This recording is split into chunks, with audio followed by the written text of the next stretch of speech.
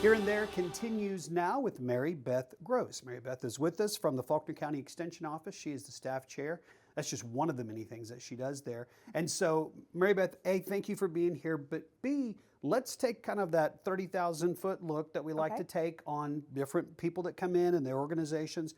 Tell me what we need to know about the Extension Office and the work that y'all do. Absolutely. Thanks for having me. We're excited to be here. So Extension, I tell people, I'm like, it's hard to give you a snapshot of Extension even in 15 minutes. So 30 seconds is hard, but we try to do our best. So the Extension Office, it's the University of Arkansas Division of Agriculture Cooperative Extension Service. So it's a long title. Yeah, it is. So people know us in the community as the Extension Office. Okay.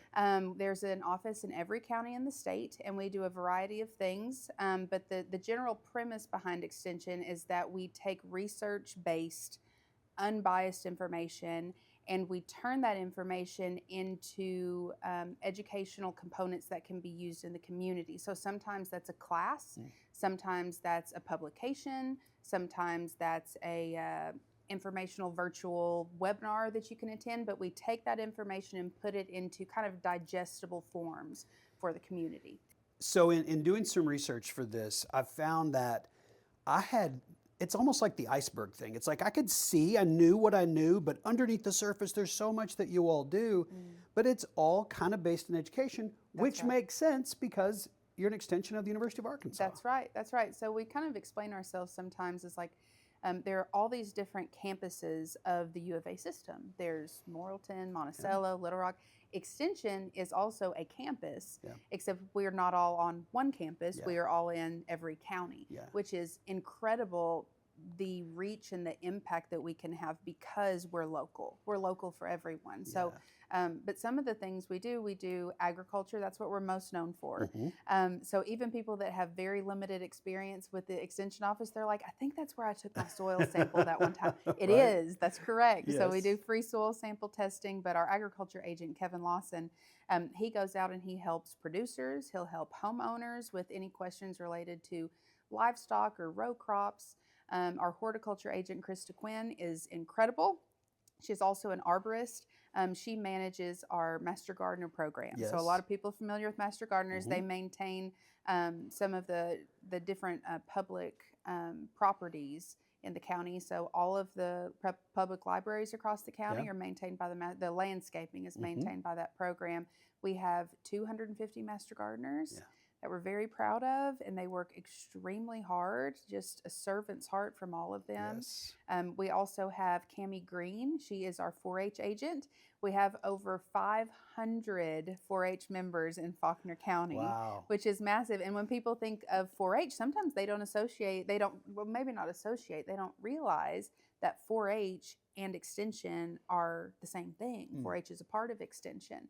And we get the assumption too that, oh, well, I don't have livestock or animals, and so I can't be a part of 4-H. Yes, you can.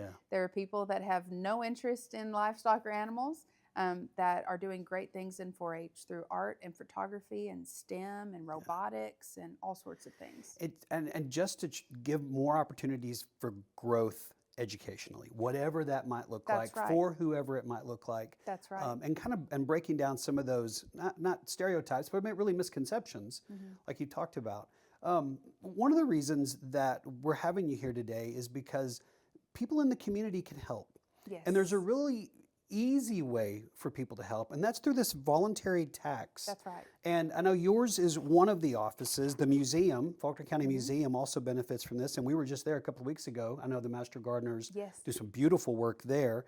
The Soil Conservation District, the Animal Shelter, Rescue Squad, in addition to the Extension Office, are going to benefit from this volunteer tax.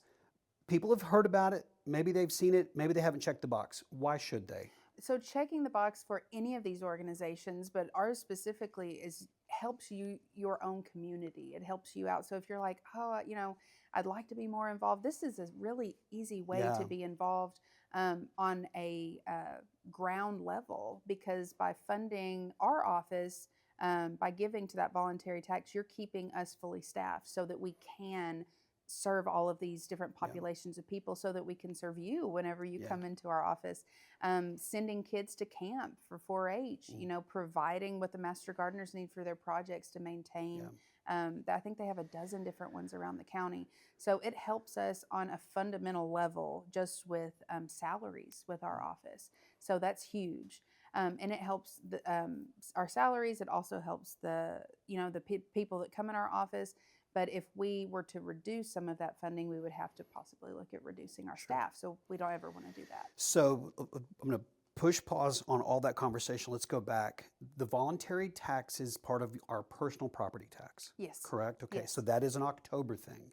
Yes. Now, checking the box, am I choosing where my tax dollars go, 100%. or does it go to the 5 of them and then it's distributed? You get to pick. So you choose where it goes. You get to pick. So the reason that kind of the 5 of us are pulling together is because we are all 5 of us are the county, voluntary taxes. So for each incorporated city that you live in, there will be others on there as well, specific to that city.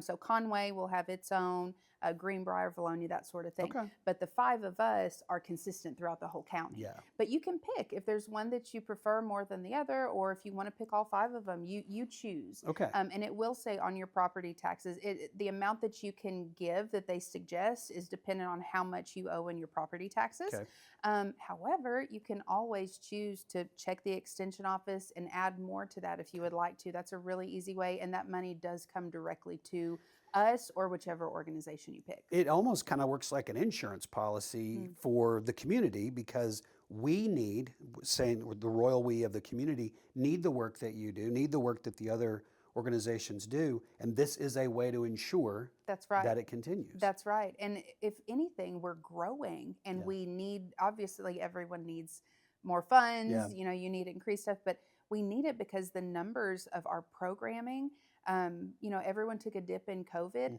Not only has our office recovered from COVID, we have exceeded what we were doing before COVID. Wow. And so it's more of a need than ever, you know, that we're receiving some input. And I think there's just been a lack of maybe education. And so getting the word out there, letting people know, could just help everyone, help all of us together. We're glad to do our part. I've learned a lot today, so thank you for being with us. More information about the Extension Office, and I guess that's probably the best place, because if you get information about the Extension Office, then you get information about Master Gardeners or 4-H or whatever else. So. That's right. So my area is Family Consumer Science. Okay. So I offer classes on food preservation, parenting, child development, food safety, financial management. I mean, you name it. Yeah. Back in the day, it was home economics. Right. And then now it's Family Consumer Science. Okay. So anything that you would have taken in those classes growing up is what I teach throughout the community. Yeah. So I'll have people that attend my classes, and then they're like, oh, that was great. What else do you have? Okay. And I'll say, well, if you're interested in gardening, we have the Master Gardener program. And if you got questions about your trees, or you've got kids that want to be involved. And so it splinters from there. Yeah. And people are like, I didn't know all of this was here. Yeah. And it's like, yeah, all in one place. But by supporting our office, you support all of those programs. Yeah.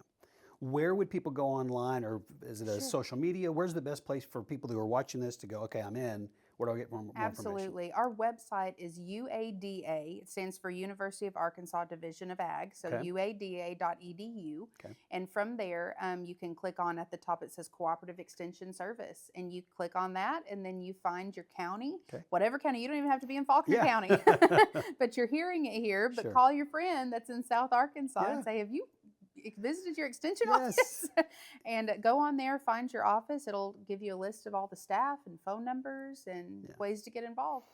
Mary Beth, thank you for coming by. Yeah. This has been very educational, so good work. I know that's where you all land anyway. So Thanks for having me. This has been great. Thank you. My name is Jeff Brooks, and this is my beautiful wife, Kathy Brooks. We're here in downtown Conway with Brooks Fine Jewelry. We've come back into the showroom, and we are now the store managers. I love seeing the look on my customer's face when they come in and see the ring that they have designed. When they get engaged, they're sending us pictures when she says yes. So bring your imaginations, bring your inspiration pieces, and bring your ideas down. There's no holds barred when it comes to custom, specifically from Brooks Fine Jewelry. We're waiting here, and we're happy to see you.